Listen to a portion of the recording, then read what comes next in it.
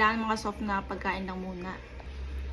Galing ko lang sa dentist ko. Bale, sabi ko nga kagabi, di ba?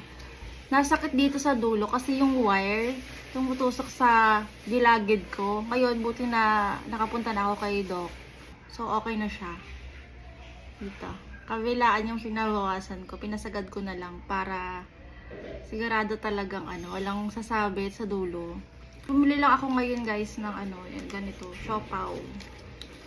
Kain tayo. Ito lang muna yung kaya natin kainin. Yung kailangan mga soft na pagkain lang muna. Makakain ako ngayon, kaso nga lang, parang medyo nararamdaman ko na humihigpit.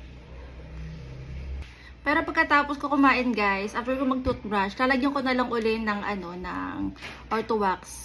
Para kahit pa paano, may pang pa rin sa dulo.